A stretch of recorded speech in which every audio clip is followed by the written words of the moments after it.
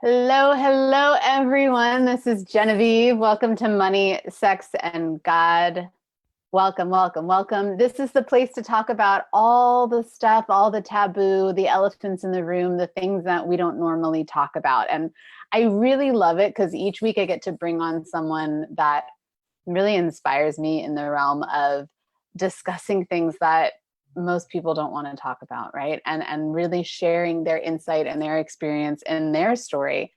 And we're doing this to show you that the way that you're living, you don't have to live anymore if you don't want to, right? There's different ways to play this human game, especially That around include money. me. Yeah, that includes you. You can totally shift if you. We can change identities throughout this whole interview if you want. And so anyway, I just want to go ahead really quickly because I know our conversation is going to be so yummy. But before I introduce you, I want to tell everyone watching. Let us know that you're watching. Okay, I want to see who's on and who's here because I really like taking questions. Are you okay with that, Jamie? If people ask questions live, yeah, I Very much, really yeah. like. Yeah, I really like taking questions. So, guys, if anything comes up, any yeah buts or like I don't believe you, ask us those questions. Those are my favorites. And we can. Oh, cool! People are coming on. Let us also know where you're chiming in from, and then of course feel free to share this. And if you're watching the replay, let me know that as well. That way we can stay super connected So, on this what conversation. link should I give people? Because I think all my people are thinking it's in an hour's time. Love it. I could do live now And then yeah, chuck well, if it you on my Facebook wall if go, you want.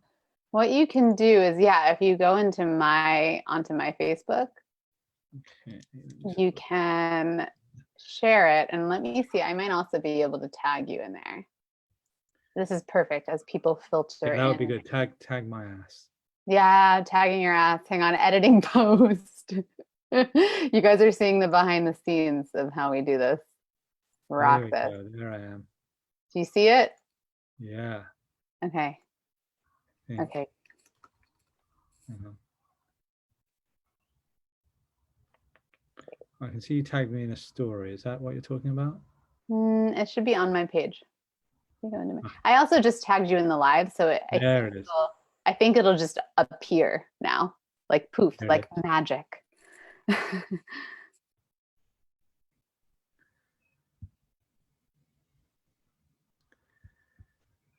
You should, yeah, should be good. We are good. There she is. Yay! Good. That should do something. Perfect. It's and whatever you're doing is perfect. And people are coming on, they're saying hi. Someone met you at a workshop last year, and so they're really excited to to be on this conversation. Do you mind telling us a little bit about character Jamie, about who you are before we dive into the conversation? It's always such a weird prompt, but I I'm wrote all your someone stuff anyway. So Yeah, I'm someone who I work in many mediums. I love just making any things which will inspire people and bring their true, kind, peaceful, empowered, silly, mischievous self forward rather than the mask, the shop window, the brochure of ourselves we usually present. And I just love inspiring things. I've come across so many wonderful, inspiring singers, players, mm. talkers, thinkers, artists. So like a good example of that is the One Giant Leap movies, which is like a showcase of everyone brilliant I ever came across. Also just made a movie about Ram Dass called Becoming Nobody, who also I just adore. Mm. And I run a lot of things. Like I wrote a book called Insanely Gifted, which is kind of all the games I've made to work with groups and individuals to just get real, lighten up, play around, and just, yeah, drop the whole kind of appropriate mask and drop all the sort of weird rules we got given growing up. We got given the opposite rules, never look vulnerable, never visibly fail, never look like you don't know what's going on, never look ugly or never look messy or never, all the nevers that everyone's so around are the very things that bring the treasure and the intimacy. It's the eccentricity we fall in love with each other, not the appropriate side. When did Mhm. you ever meet anyone that said, oh, have you met Brian? Oh, he's so fucking appropriate. He turns me on. Doesn't happen. So, we're kind of going in the opposite of all the truths, and it never sat right with me as a kid, and I was a problem kid because I couldn't kind of go along with, well, we don't say this, and we'll just tell them that, not this, and this whole kind of that was a real claustrophobic problem for me. And I realize now that I'm teaching all these workshops and groups and stuff, I have exactly the same position I had as a small boy. I haven't changed my position since I was a child. I just know how to articulate it now. Have you ever fallen victim to the conditionings, to the appropriateness, to the... Oh yeah, certainly when there's big money involved. If I'm working with, I'm kidding slightly, but definitely if I do temper it a bit, if I'm working with a company like a big conglomerate multinational where the people, it's news to them that they're not their thoughts, they're like seriously beginner level, right, not all perfect cuticles, and they've like beginner really level. you can't just steam straight in with all the swearing and all the wildness that I would with people that are used to it. So I don't want to put people off. Even though I'm very mischievous and lyrical and stuff, the engine that drives it, the heart that pumps, is efficiency. If it's not efficient, then it's just a wank. It's just an ego trip. Like, I'm here because I want to wake people up. And I don't mean wake people up. I want people to closer to their potential, closer to their juiciness, closer to their laughter, to that lovely intimacy, those experiences that make you go to bed with a big smile on your face. That's what I want for everyone. And that level of realness and no bullshit, and whatever works. And if it means I've got to swear less, I don't think that's a compromise. I just, whatever is going to do the job. I'm all about the efficiency. I love that. I'm so resonating, and just like, yep, here I am in you, here you are in me, is what it feels like right now. Yeah, like Ramdas says, when you look at the world from channel 3, which is like the heart, the soul, where we're all really connected, he says all you can do is look at someone and go, hey, I'm in this one, how did you get in that one? Exactly. I love it when he says that.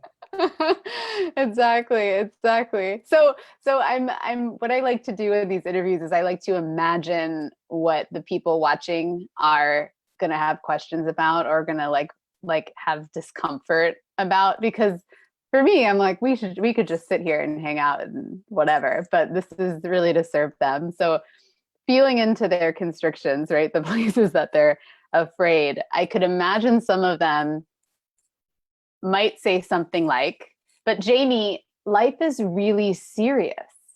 Like, life is really, this is real. This experience that I'm going through is really real. And this shit is really, really serious. How can you make it lighthearted and fun?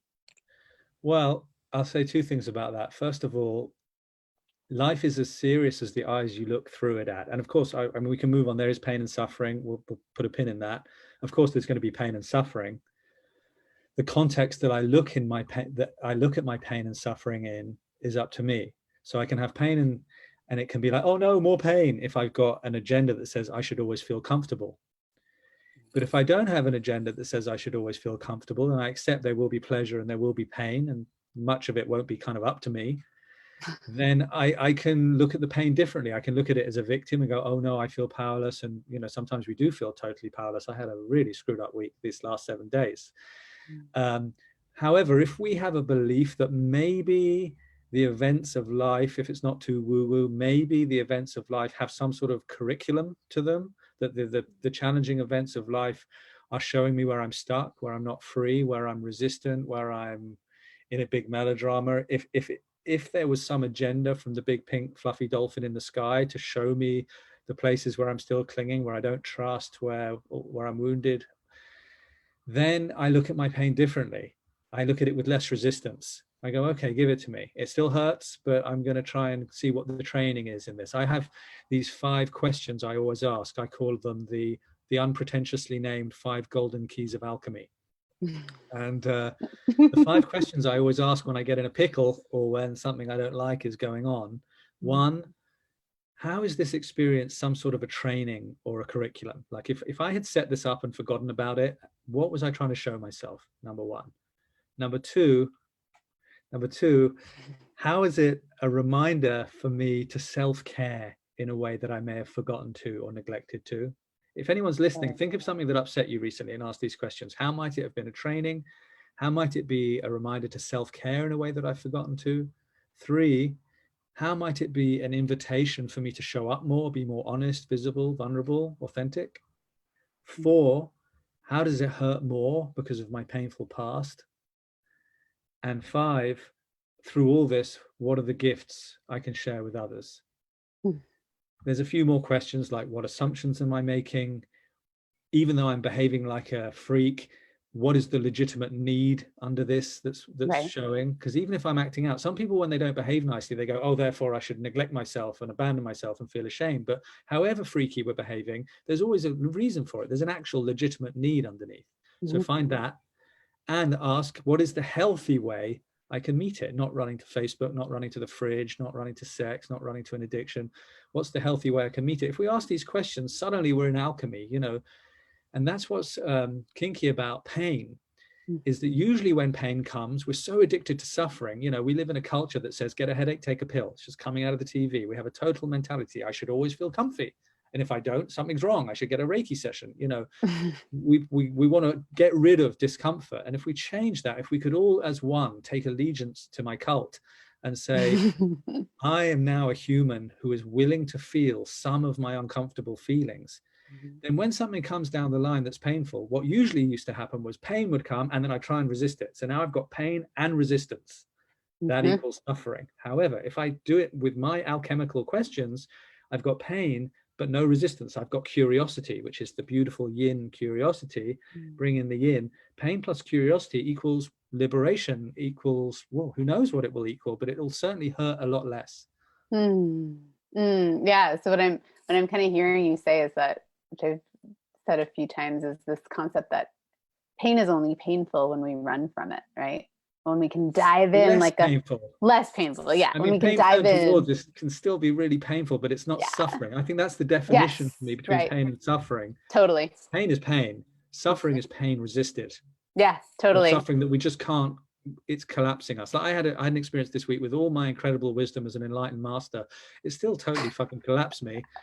And it was so hard. It was so stuck in my throat, so much pressure, so much heartbreak. I just, it took everything I could to not resist it, you know, because it just fucking hurts so much. It's all very well yabbing to you about, oh yes, pain, no resistance. But boy, when I got whacked around the heart this week, I resisted, you know, it really fucking hurt. So yeah, I'm not saying it's always easy, but I always think, you know, if you can do it once in 10, you're the Buddha. You get a special badge. You know, let's just try and do it once in 10. I like that. I have something that I do similarly that I came up with actually while I was being tied upside down by the kink session. Yes, voluntarily. Okay, I was rope tied upside down, and weirdness. You know, this is where I come up with all my existential awarenesses. And I remember being in pain because it hurts to be tied by your ankles. And I had this thought of, I can do 2 things with this, right? Well, 3 things with this. I could avoid it or numb it out or like try not to feel it, right? Which isn't going to work very well, but I can try that. Or I can kind of soften myself and like let go into the pain. Yield. And find that. Yeah, exactly. Or I can somehow make it pleasurable. Like I can find a way to add joy or fun or turn on somewhere, right? And so with each pain, as this man was tying me up in these very uncomfortable, painful positions, I kept thinking to myself, which of the 3 do I want to pick? And maybe it's because in that situation, I couldn't remember 5. But for me, 3 was all I could do. But it's a similar concept, right? When one met with pain, rather than grabbing a pill or doing something like, you can try it with a headache, you know, just go in and go, okay, what is this? I got a good exercise for pain, especially emotional pain. You know, sometimes I'm driving along in the car and I just get hit by a Niagara wave of hopelessness and despair. It happens. And I've got a really great practice that has really helped me for those moments, because normally when we get hit by one of those waves or we wake up with that anxious pressure on our chest, because our brain has been so trained to save us from all discomfort, it starts scanning what's going on in my life that feels like this, the bank account, and then suddenly you're worrying about money, but you weren't really worrying about money. All that's happening is your brain is looking for something it can match to the feeling, because it Yes. thinks, if I can solve this, I can make the feeling go away. The reason the brain's doing that is just because it wants to get rid of it, because it's still in the old paradigm. So what I've tried to do recently, or started to do, is, first of all, I'm feeling pain, hopelessness and despair. The first thing I do is take away those words. So instead of saying I'm feeling despair, I say I'm feeling, and I make up a word that doesn't mean anything. I say I'm feeling schlumpf. Okay, I'm feeling schlumpy. What does schlump feel like? Now, because I have no reference, there's no to association, schlump, right? I'm only with this feeling. I'm not with all the hopelessness and despair of the movies I've seen and the stuff my mum went through and my friend, all of those connotations are gone. So now when I'm just with schlumpf, I'm only with this. I go, oh wow, I'm feeling schlumpf. What does schlumpf feel like? Now I'm curious, and like half the suffering is now gone. And it's just a sensation. It's a somatic, it's like a tightness in my chest. It's a pressure. It feels a bit heavy, but it's not like, I've got to get rid of this. So that's level one. That really lessens the suffering, and it makes the yin come in and the curiosity start alchemizing it. And then if you want to be a badass ninja black belt, the next thing you do is you go, okay, well, what if I don't say it's schlumpf? What if I say it's love? I'm feeling love. And not all feelings of love are fluffy and comfy. Sometimes love is raw. Sometimes love is, disruptive. The 10,000 names of the goddess. Okay, I'm going to say I'm feeling love, and it totally changes the experience. It may not make it totally pleasurable, but it's like, it depends how you look at it. If you're looking at it a certain way, that I shouldn't have it and it's suffering and we don't want suffering because that's what we've always lived like, you're screwed. It really depends, how you look at it. They say, when the pickpocket sees the Messiah walking down the street, all he sees are his pockets. I love that. That's great. This reminds me of a few days ago, I was having, the argument that happens between two people that have decided to be in a partnership together, which just appears, right? So my partner and I were like, I don't even remember what we were iffing about. It was something. And both of us just like maybe 15 minutes in stopped and started laughing. And they were like, oh, I just love you. I just love you. And I love me. And I'm angry, but I love you and I love me. And like we both had this moment of like, oh my God, here's love again. Here it is showing up this way. Yeah. Right. And I think it's so beautiful that love can feel like and all these other ways. It's not just the romantic comedy, scene in the movies. Totally. Yeah. That sounds beautiful. Yeah. That's really. I'm pretty sure it was my fault. I tend to be the instigator. I hate it when it's my fault. I'm really good at instigating. I have a question for you about. So one of the things that happens with a lot of people watching, and many of my clients at the beginning of their journey, as if there's a beginning and an ending, but let's just pretend that it's like a Chutes and Ladders game or something. Is that they'll say to me, but I can't hold this emotion. This emotion feels too big, too scary. It's overtaking me. I can't hold it. Yeah. And then they go and they find the doctor with the pill, or they. I really know what that feels like. I do too. And what would you? What can we do to resource ourselves? Yeah. Let's just do the things we can. There will be definitely times when we can't. Whatever. But let's give ourselves a fighting chance. So number one, be willing to go internal and say hi. First words out of our mouth, hello, old friend. Not rejecting our experience. I need to get away from you, Jamie, and all your time. Because every time I try and get away from it, I'm basically abandoning myself. So scared everyone else is abandoning me. But really, every time I'm trying to run away from an edgy feeling, I'm saying, Jamie, your feelings are not okay to feel. So I'm self-abandoning. So stop that to start with. Have some willingness, some curiosity just to start with, even if it's huge, and say, hello, old friend. Remember, it's not you. It's one of your wounds. It's your old, stuff coming. So, to do that. The second thing I do is a kind of stolen from a mixture of Qigong and Vipassana meditation, which is take a radar internally through our body and find out, where is it? You know, is it in my knee? Is it, you know, often for me, it's like somewhere between my throat and my solar plexus. It's like some mush, but you know, for everyone, it's different. It could be a head, wherever, it doesn't matter. But just take the radar, the kind smiling, you smile kindly, just take a kindly smiling radar through and be willing and just go, ah, it's here. And you kind of, you imagine the smiling radar is like lighting up a 3D-dimensional shape, like a moving MRI, like glowing on the embers, and it's showing the shape of the pain. And you go, okay, where is it? And we all start asking these questions, something I learned years ago from this wonderful teacher called Graham Brown. He said, first of all, you ask, you know, where is it? Then you ask, what shape is it? You're kind of looking at it now from outside. What color is it? What texture is it? Is it still? Is it moving? So that we do that, and you ask those questions round and round, and it makes you a willing participant with the body's genius calibrating. Because if you're feeling a lot of pain, it means your body's doing its best to calibrate a lump of old constipated emotional shit. What Eckhart Tolle would say is the pain body. Nothing is proportional to what happened just now. If you're feeling a big thing, it means something from the past or a few things from the past. Your body's doing its best. It's decided now it's going to, whatever just upset you is really a laxative for something old that wants to be shitted out, some emotional planning. So look at it appropriately. Difficult people and circumstances are walking laxatives. That's what they are. Yes. So when we're feeling it willingly and we're framing it correctly, my body's doing an emotional poo. So I'm feeling what color it is, what texture it is, what shape it is, where it is, how big it is it moving, is it still, all those kinds of things. And it just starts dissolving all by itself. That's the first thing.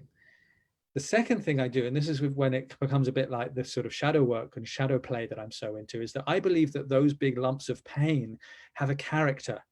It's a young part of us, usually that was told to guard a door of pain that said, never let me feel that feeling again. So now this child, this 7-year-old inside, is freaking out because it can't do its job. It can't stop us feeling that jealousy or feeling that anxiety or whatever. So there's a little character inside that pain freaking out who thinks it's its job. And so then I start asking the 5 questions that I mentioned to that pain. And I don't ask it with a mental yang solving linear mentality, like I have to solve these questions. I don't get my brain to solve it. I just throw the question out there with the yin and just listen and see if something comes back. It takes a little bit of practice to ask a question without deliberately solving it, but you can do it. You just say, okay, if this was a training, what am I trying to show myself? And then just sit peacefully, and weird stuff comes back. You start getting data. And this is what's so great about the alchemy of pain, is it's not just about neutralizing the pain. It's actually getting the treasure that's in it. If you ask that pain questions, it wants to tell you. We're so busy externally focused trying to get rid of stuff and escape. The moment you turn towards stuff, it wants to tell you stuff. It's not like hard. It's desperate to. It just wants our attention, you know. So you just it's a little bit like this wonderful thing about letting it pour in, you know, letting the information come in. It wants to come in. There's a great book by C.S. Lewis, who wrote the Narnia books. He was a crazy Christian mystic, and probably most of you know that The Lion, the Witch, and the Wardrobe is a Jesus story. But he wrote some other great books, and one of them was called The Screwtape Letters. It's hilarious, and it's letters from an old devil to a young devil on how best to tempt his human that he's been given. And every chapter is a letter. And one of them has always stayed with me, which is so relevant to this, about asking the questions and letting the wisdom come. He said, my dear Wormwood, I notice your human is doing an awful lot of praying. Don't worry about this. As long as he keeps talking to God and saying stuff to God and asking for God's forgiveness and asking to God, sending the energy from him to God, we've got nothing to worry about. But the moment he shuts up and allows the energy to go in the opposite direction, and he opens and lets God's love flow down into him, which, as we all know, is true prayer, then we've got a problem. Call me. And it's the same as the yin that we've just been talking about. It's if you can go with the pain, and instead of going yang to try and do something about it, yield like you did with the ropes and let it talk to you. Be receptive, be yin, be trusting. It wants to give you information. It's only hurting so much because it's desperate to get your attention. And it needs to sometimes smash the door to get to you because we're so, no, not comfy, you know, like we're so freaky. But if we could change that and be willing to feel some of our feelings a bit more, then it doesn't need to create a massive crisis to reach us. It's only because we're in such resistance it needs to break the door down, because it's loving and it's like, I've got to tell you this, so by any means necessary, if I've got to smash the door down, I'm sorry. But if you're saying, oh, hey, I'll open the door, then there's no violence anymore, or much less. That's so beautifully said. That's so That's so my experience then, and that's just beautiful. I love when I get people on the show and it's just like, oh yeah, yeah, you do what I do. You do just like we're just saying the same thing over and over again. So I mean, and it's I a love it. huge shift for our culture to willingly feel discomfort. I mean, most Yeah. people think that's so wacky, but you know, there's so much in it. Oh, I mean, there's you don't need like to go looking for no it, but there's no better feeling when like I mean I have so many memories of being in like deep sadness and like feeling the tears and just being like this is more pleasurable than the biggest orgasm I could give myself, mm, right? Sometimes it just feels so good because your body is finally like, oh, I can let go of that. Thank you. Thank you. yeah. Right? And I really try and look at pain. Like I was having a little cry today, like I've had this kind of backup of tears this last week. And like finally I watched the right episode of The West Wing and it kind of got it going. And, but as I'm sort of heaving or sobbing, or when I'm feeling pain, I try and feel it as something leaving rather than Yes. something hurting. If when you're feeling pain, you imagine it as like a splinter coming out, as something pouring out of us rather than something being compounded, the body will listen to that. So, you know, next time you're feeling pain, you know, really frame it as, something's leaving. This is like a difficult lump of constipation leaving rather than Mm. something staying and Hmm. proving that I'm still back to square one. Don't frame it that way. Don't give yourself trouble. It's hard enough as it is. Mm. Mm. I love that. I love that. Thank you. So then here's the other question that I know my people are asking, which, you know, Count me, my count me. my my answer is lie around in self-pleasure and you will manifest everything you want, right? But people don't believe me. So um how do you yourself have created huge projects and have done so much brilliance with like incredible humans around the world through yin, through feeling, waiting? Is that how like people are going to be asking, how the Okay, fuck I did he shall do tell you. that? Thank you. I have a yeah. Um, yin. So the yin part of us is the part that receives, and the yang part of us is the stuff that does. Just for anyone wondering what we're talking about. Um, so obviously we've all been grown up to believe yang is everything. You generate the thing, you get the project, you make it, you do it, and you think it's all yang. And it is true that there's a very important yang component, but it's the yin that decides what we're doing. A great idea pops into your head. You go, oh, it comes in, who knows where from. And so it starts with the yin. For me, my yang is always at service of my yin. And if you haven't listened to the yin, don't bother with the yang because it'll probably go off in the wrong direction. Mm-hmm. So first of all, my yin, the yang, which people say is male, and the yin female, let's not get into gender problems here. Yeah. But we mix up in this way male leadership with destination choosing, not the same thing. It's the yin feminine that chooses the destination, that goes, oh, this feels so true. I'm so in touch with my insides. I know my compass is my excitement and my attraction, and this feels exciting and attractive. Oh, let's do that. So that's the yin. And then it says to the masculine, the yang part of us, pack up the car and lead us all over there. Yes. So my yang masculine is always at service to my yin feminine. And we don't even need to say masculine and feminine, but my doing is always at the service of my listening. So I get a listening thing. Oh, wouldn't it be amazing to travel around 50 countries and just interview everyone and play music with everyone who we think's amazing? And it'll be so diverse on the surface, but I bet you underneath this kind of unity will come through. I don't know what it'll look like. It's a big risk because God knows what pieces of the mosaic we're going to get. I have no idea, but this feels like definitely what we should do. So that's the yin part. Then it goes, okay, yang, how are we going to do this? We haven't got the money right now. So let's just start doing it. Let's call up all the artists. That doesn't cost any money. And let's call 100 people that we love, from Kurt Vonnegut to Maxi Jazz to Dennis Hopper to Michael Stipe to Alanis Morissette. Let's just blitz everyone we love and start with who says yes. And immediately we got Maxi Jazz, we got Alanis, we got Kurt, you know, and I mentioned those ones because those are some of the ones that happened first. And now suddenly we've interviewed that one, we've done a song with this one, and suddenly, oh, we have a little thing here. This is rather good. And then suddenly somebody sees it and they go, oh, this is amazing. We want to pay for this. So, so don't wait to do your project till you have the money. Do it as if you have the money already. That's what I do. And do as much. You can do a lot before you have money. You can always do a little demo or a something or whatever. And the other thing I want to say about projects, I've got so much to say. I mean, I do a whole workshop based on what about you, bring your dream project into the world. I mean, I haven't done it for ages because everyone who comes is too broke. But one of the things I want to say about that is, and this is so key if you take nothing else away from this project wise, your project is something we're devotional to. It's like having a child. Your child isn't there to get you stuff. Your child is there for you to give to, as is your lover, Yes. as is your project. Your project is something, is an opportunity to be devotional to something, to give everything of yourself to something.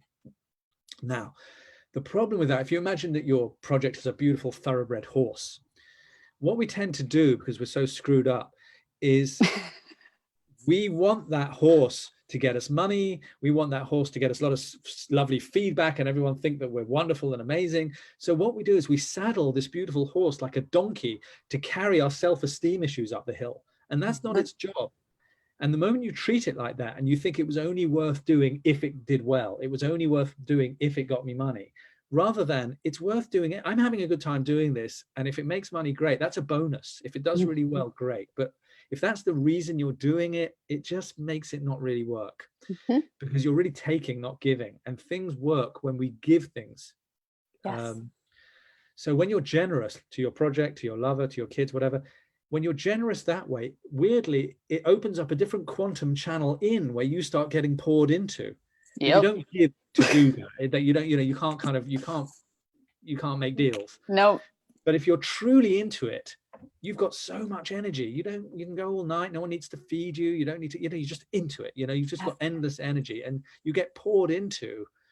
And that's how all my projects have worked. And I've always got the money just in time, or I didn't, and it turned into a smaller thing, and that was fine. Or some didn't get finished. I mean, lots of things don't get finished.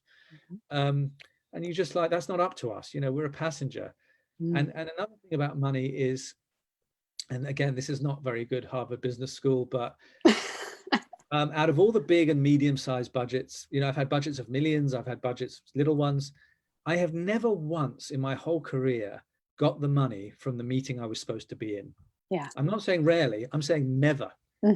Never once have I been in the meeting to try and get the money for this project and got that money. Never. I always got the money at the end of the meeting when we stopped talking about what we came to talk about, but we haven't left yet. And go, oh, I see your picture of the thing. Oh yeah. I mean, oh really? And suddenly you're doing a different project with this person now. So it's like, you've got to look out for those magical portals. You do all the work over here on the right, and then the breakthrough comes on the left. Don't try and explain it. Don't try and understand it. Just leave lots of space in the schedule for those magical portals to, don't squash everything together too much. Space, yin, listening, curiosity. The yin is the mistress. It brings everything, but you have to trust to let go of the control of doing it how you thought a lot of the time. And we don't like doing that. So again, if you're a human who's willing to feel a bit uncomfortable, who's willing to feel uncertain. Another thing, if you're willing to receive the answer no, you can have a whole banquet of yeses. Don't take no's personally. Who gives a fuck? They didn't want to do it. It wasn't a good time. They weren't that interested. You weren't on. Doesn't matter. If it's a no, like Bashar says, the crazy extraterrestrial who lives in a spaceship above Mount Shasta, Bashar says, his definition of the word no, or a roadblock, he says a roadblock is an unexpected, an arrow, a roadblock is an arrow pointing in an unexpected direction I didn't realize I needed to go in. Trust the no's. Don't rattle doors. If it's not opening, it's not your door. So just take the yeses. And when someone says no, okay, next. I don't take no's personally. And if you don't mind the answer no, then you have a whole banquet of yeses. If you do mind the answer no, you're going to resist asking, and you miss lots of yeses. If you get one yes for 50 no's, you got that yes. You got Dennis Hopper. Amazing. Yeah, right. You just summed up how I've created my business. Well done. Guys, listen to what he just said, because that was brilliant. I love your ability to summarize and compact it into just what the fuck it is. I've got the power of explanation, but I need to be asked questions. If I talk about what I want to talk about, then it's just blah, blah, blah. You need to ask me stuff so the channel opens. Otherwise I just like wank all over the screen. How does, my last question, just to wrap up, I'm imagining what people are thinking, because I can imagine a lot of people watching have have this little inkling of what they want to put out into the world, right? And for you and I, we feel the inkling, and then like crazy bastards, we go out and we do the thing like this, right? We're totally bananas. Most humans have all this other stuff, this fear, they hear the desire and they're like, no, and then they go into logical mind and they start shutting it down, or they like spend all their money trying to be better or good enough at it before they actually do the thing, right? What would you, I mean, and they're living this life of like unfulfilled promise to themselves over and over again, right? Or they're getting the desire and then it just keeps not working. And yeah, have a less fixed idea of what working means. You know, like I work with a lot of companies, and working to them means it made lots of money. That's pretty much for the last 100 years all they care about is the bottom line. Right. So we have this thing called the value prism, where we split it into 7 for what working means. Like if in your project working means there was huge depth of connection with the people I worked with, there was huge learnings about intimacy and how we work together, or maybe I developed some skills.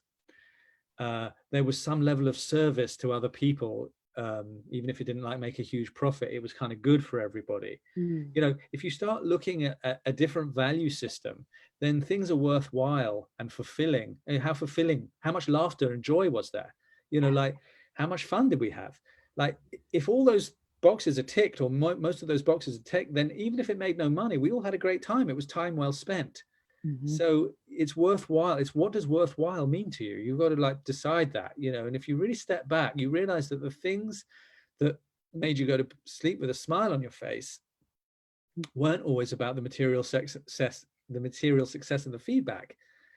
They were about the depth of connection. They were about the learning. They were about the joy. They were about the intimacy. They were about all kinds of things that were absolutely wonderful.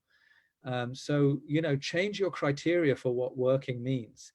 And also don't edit it too quick when it's coming through. Like, first of all, a whole load of raw stuff is coming through that might not fit with your idea of your project, but don't be so clear and so fixed with your vision that things that don't seem to fit it get edited out, because you end up editing it as it comes through and it doesn't get a chance to flower or sprout. Let it be a bit average for a bit. Let it be a bit confusing. I don't know about that, but you know, if our favorite artists, John Lennon, Bjork, Jimi Hendrix, you know, like if they were too uptight about that, there would never have been Imagine and Human Behavior, because they did some really shoddy album tracks that you would never listen to. And if you don't you know, sometimes I'm writing a song, of course I want every song to be a big hit. I mean, I've made most of my career, my money from songwriting, you know, so like I really want it to be the hit, you know. Yeah. Oh, another country and western one, really? We're doing another country? Okay, but you can't not finish the song because it's country and western. It's just like, okay, I just don't like you dopey, don't get me stoned. Okay, we'll finish that song. And you've got to let the average ones that you'll never use come through. Right. You've got to love all your babies. Yes. You can't really love the beautiful ones or the strong ones or the charismatic ones. You've got to love all your babies, because you've got to love all the babies in here. You know, we've got some very twisted, wounded, fallible, spilling the wine, tripping over our heartstrings, getting it wrong. I'm a really big believer in the mess, in the vulnerability, in being the full spectrum of all of us. And when you bring all those parts of yourself and let them sing, let them write the poem, let them do the project, I know they think they might be in the way, but actually they bring a lot of the magic. Like the second One Giant Leap movie was going to be called Two Sides to Everything. And we went around the world trying to do a movie which is about duality, because love has hate in it and truth has it wasn't really working. Then, luckily for the movie, my wife left me right in the middle of the 6-month trip around the world, took the kids, left me in a hotel room in China, just in the deepest panic attack and meltdown, halfway through a multi-million-dollar production that I was producing, directing, line producing, composing with Duncan. And when I was then going, now you'd think that was a bad thing. And at the time, you know, it was awful. But then when I met Eckhart Tolle or Deepak or any of the other great people in the movie, I wasn't now asking them questions to get good footage. I was asking them questions because I fucking needed to know the answer. I was screwed. And then suddenly it turned into this incredible film called What About Me, which is all about the shadow and pain and how we run it. Like, it became a huge cult movie. But, you know, it was because of my mess that it became. And you know, there was this Disney movie called Inside Out. And out of all the kids' movies, it's got the greatest message, because we all try and push away our sadness. But in that movie, it's sadness that saves the day, not joy. It's by allowing sadness to take that suddenly everyone is healed and the love comes in. So it's like, don't be so quick to push away what you think is unattractive about you, or vulnerable about you, or less skilled than you, or messier than you. Actually, those are the bits in my career that have actually brought the treasure, much more than my skillful, known, brilliance. Totally. Yeah, totally. Every time. Oh, that's so rich. So good. I have other questions that are appearing, but I don't want to, I want to wrap it, and then I may bring you on something else We'll later. do a part 2. Yeah, we'll do a part 2, because I can feel the questions and I just love how I'm so body based that I don't explain it as much through words. And so you're really like a beautiful, like, side human for me to come and explain it. I could do with more body. But if you want to know more, I wrote this book called Insanely Gifted. It's on Audible and everything like that. Like, it's all kind of in there. And I just like sort of really and it's got all my games in it as well. Like, if you want to play the games where you talk to your inner critic and transform it, or your martyr, or your, like all these parts of us, we think we're the only one. Everyone's a lunatic. Everyone's crazy. Everyone, yeah. Bring me your crazy. Yeah. Totally. Totally. I love that. So other than insanely gifted, people are, by the way, they're going, part 2, please, more. So, all right. Thanks, Other than insanely gifted, how else can people stalk you? JamieCatto.com has all my workshops and stuff, and it has some of my music, and I don't think it's got very many of the films. Maybe there are some that I have to check. The next month I'm in Thailand and Bali. If you want to come and do retreats with me there. There's stuff in England. There's not a lot of stuff in America, although if anyone wants to invite me over and book a room, bring it on. I spent 5 weeks in America last year promoting the Becoming Nobody Ram Dass film. So I was going from cinema to cinema, from LA to New York.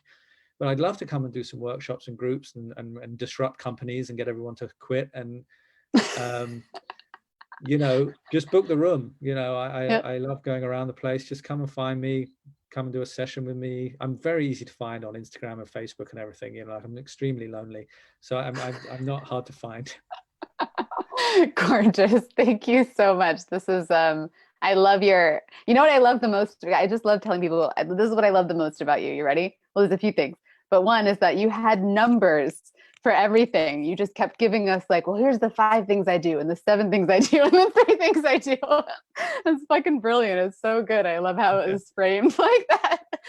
That's great. And your willingness to be a human being, right, is like the best. It's just so refreshing to bring people on that can be a human.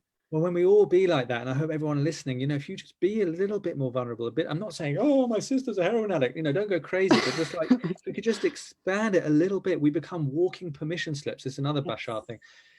By your resonance of just radiating, I don't need you to be fake. I don't need you to be fine. I don't need you to show me the shop window or the brochure of you or look like you know what's going on. I don't need any of that from you. And if we can all radiate that, we become walking permission slips without even realizing it, without any clever words. Just by radiating it, everyone feels permission to just lighten the fuck up. Amen. Amen. Jamie, this has been such a pleasure. I'm so glad I got to meet you, and thank you for coming into my community and giving them your words of wisdom. Thanks, everyone. Thanks for indulging me. It's been lovely being here. Thank you. So much fun. We'll be in touch. Bye. Bye.